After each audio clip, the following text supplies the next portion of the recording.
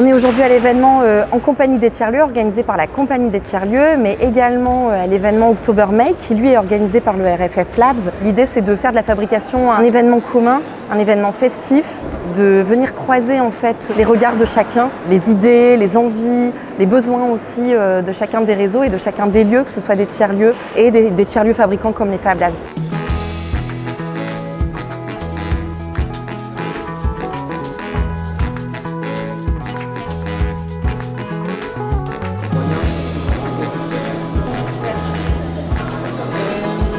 Durant l'événement, on a pu faire des parcours de visite de lieux inspirants, des espaces du fer, des espaces de production alimentaire.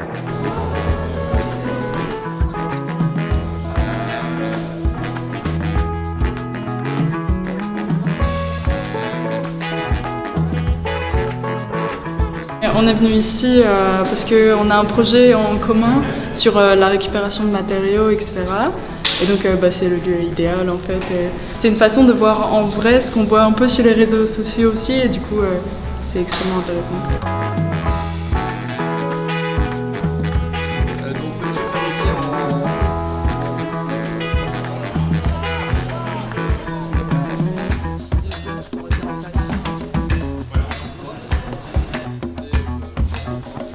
Je trouve que sur le processus de créativité, il y a quelque chose de très intéressant, que c'est un partage commun entre tous les métiers ici et les sociétés. Le fait de parler autour d'une table de ping-pong ou autour d'un café, c'est d'autant plus intéressant et d'autant plus constructif et on a beaucoup plus envie d'y travailler du coup, je trouve.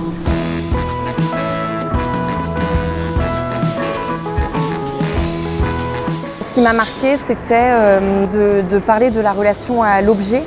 Quand on est créateur d'objets, quand on est producteur d'objets, comment aujourd'hui il est nécessaire en fait de réfléchir avant tout aux matériaux qu'on va utiliser, à sa durabilité, à la façon dont il peut être réparé, la façon dont il va vieillir en fait, et comment derrière, s'il atteint sa fin de vie, qu'est-ce qu'on en fait en fait. On peut parler d'une surpopulation d'objets.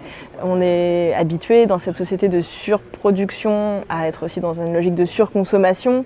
Et en effet, c'est un des points que je développe aussi dans le livre. On devrait être capable, en tant que consommateur, mais aussi en tant que designer, à faire acte un peu de discernement dans à la fois ce qu'on a besoin d'avoir, de quoi on a besoin de s'entourer dans notre quotidien en termes de confort ou de confort supposé que ces objets peuvent nous apporter.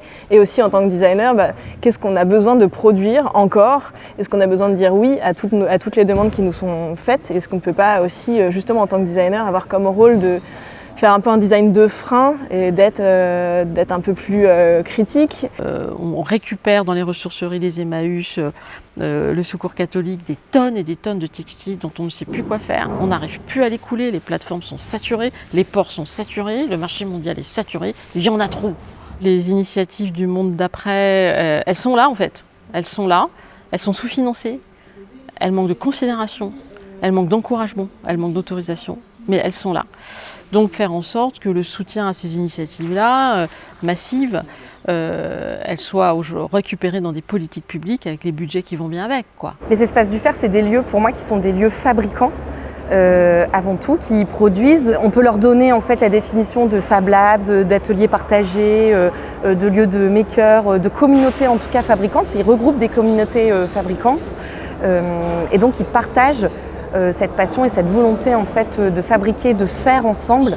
Ça peut être aussi s'intéresser aux questions de production sur l'alimentaire, de production de liens sociaux. Enfin voilà, ça recoupe en fait plein de notions différentes et les tiers-lieux regorgent en fait d'idées de production de matière en fait à partager, à ouvrir autour de soi.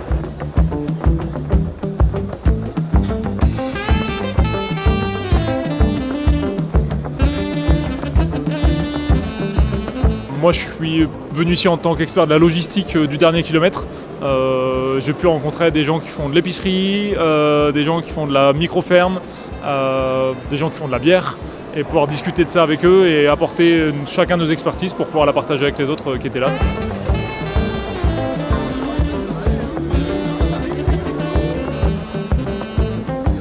Le fait de faire ensemble.